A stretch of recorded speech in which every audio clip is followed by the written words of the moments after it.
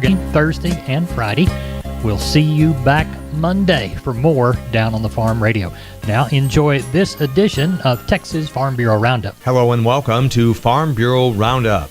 An extension of the Farm Bill has been announced by the Agriculture Committees in Washington, D.C. In other news, rainfall in Texas recently has certainly helped ease the drought conditions from the last several months. Plus, the U.S. Department of Agriculture reports that Texas is leading the nation in the highest increase in foreign-owned agricultural land. Here's more. This is Jim Hearn in the Rio Grande Valley. Cool weather and rain has hit extreme South Texas. Most ag work is shut down for the time being. We'll have those stories and more in today's report. Coastal Bend agricultural producers are thankful for the significant improvement in soil moisture that has occurred. This is Harvey Buring reporting from the Corpus Christi area. We have had a pleasant early November and hoping that trend continues. This is Dr. Shay McClellan, and I'll have more from Waco. This is James Duncan, and I'm a Traveler East Texas report today. The four leaders of the U.S. House and Senate Agriculture Committees released the following statement on a Farm Bill extension. Quote, as negotiations on funding the government progress, we were able to come together to avoid a lapse in funding for critical agricultural programs and provide certainty to producers. This extension is in no way a substitute for passing a 5-year farm bill, and we remain committed to working together to get it done next year.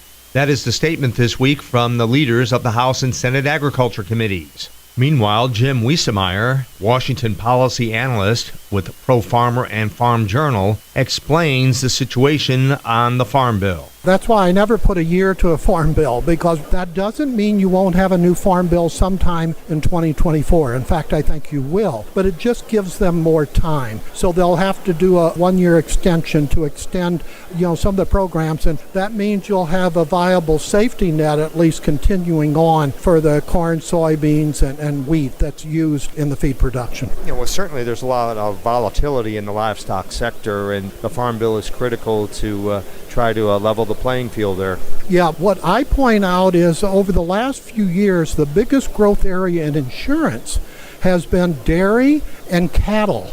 And that was as a result of not the Farm Bill, but was a funding bill in which cattle producers dramatically got a better program in insuring their industry. So I would watch that. It'll continue to grow, and that's a good thing because it's called risk management.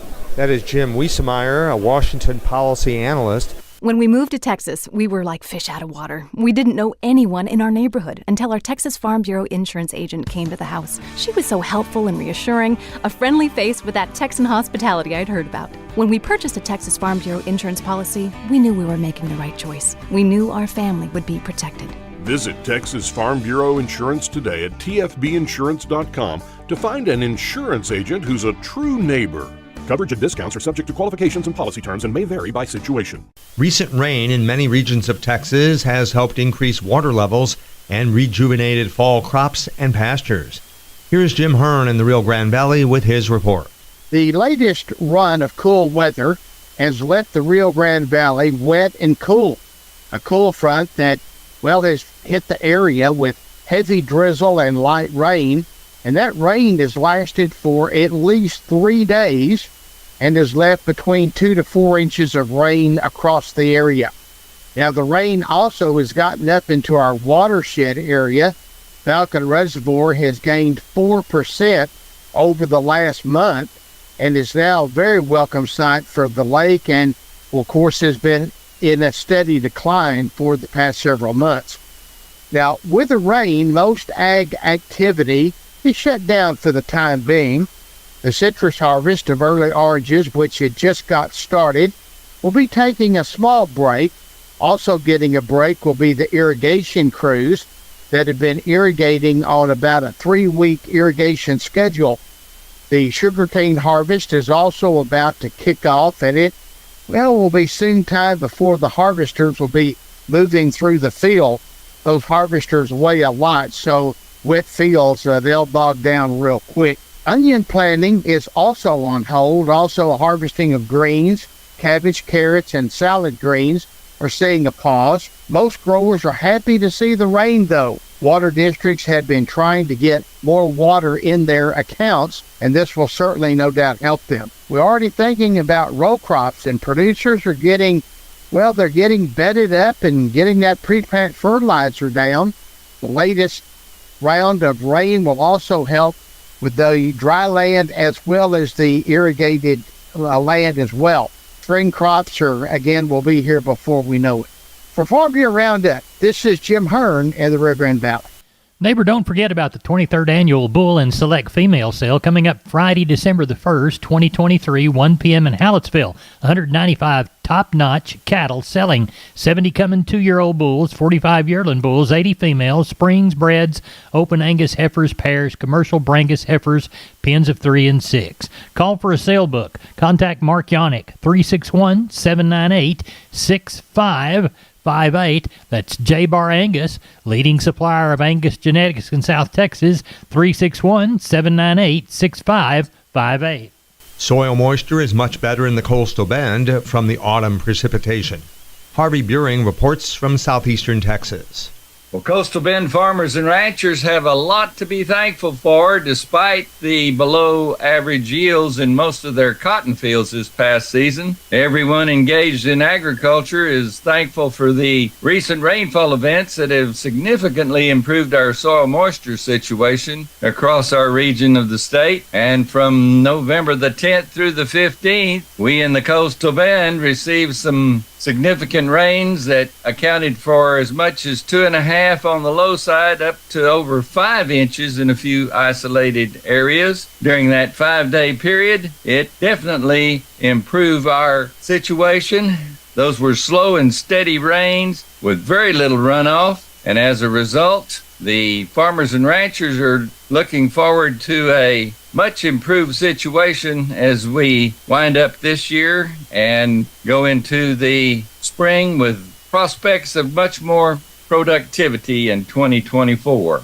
Now, as mentioned earlier, our region of the state has had some disappointing cotton yields this past year, and to back up that situation with some factual data was the report from the Corpus Christi Cotton Classing Office on November the 10th. Now, typically at that point in time, we're significantly over 1 million bales that have been processed through their facility from the 48 gins here in the southeastern portion of Texas. This year's count was only 971,443 bales, but currently there's still 9 gins in the region that are processing cotton from this past season's crop, and hopefully they'll have enough remaining stock to help the classing office total reach that 1 million bale milestone for the southeastern region of Texas. Reporting from the Corpus Christi area for Farm Bureau Roundup, this has been Harvey Buring. In central Texas, cooler temperatures and wetter conditions have been a welcome sight for ranchers and farmers. Dr. Shane McClellan has more from Waco.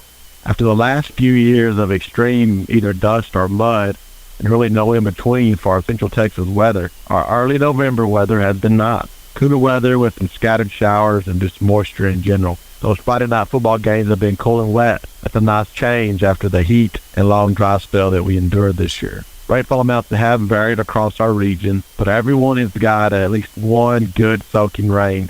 Bosque County to our east, it did have some flood-type rain that helped provide enough recharge water to even fill Lake Waco. It went from 54% full to 100% full just in a couple of days. Now, I still have cracks in the ground in my pasture. Those recent rains have helped ryegrass and oats germinate and grow. These livestock grazing forages will need another rain soon to promote growth. It's going to take more soaking rains to replenish our deep soil moisture that we will need to get through our really hot, extreme, dry summer months. But we are much better off than we were 30 days ago. Still hearing a few reports of isolated armyworm outbreaks. These cooler temperatures and wet weather should keep those populations down below an economic threshold. But all it's going to take is a little bit of sunshine and some nice weather, and those populations can explode. So it is important that producers be on the lookout for armyworms if our weather does become nice. We have had 3 light frost events in our area. 2 of them were back-to-back, and the second one really set back our warm season forages.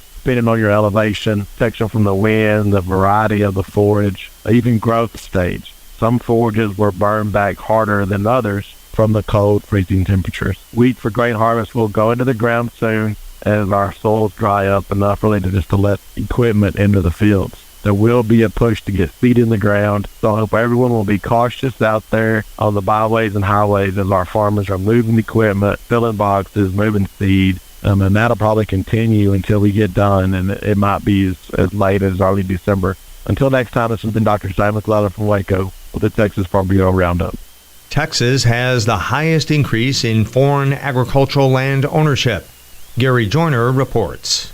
The issue of foreign ownership of U.S. agricultural land continues to simmer. New data from a U.S. Department of Agriculture report is likely to add more heat to the discussion, especially in Texas. The Lone Star State leads the nation in the amount of foreign-owned ag land.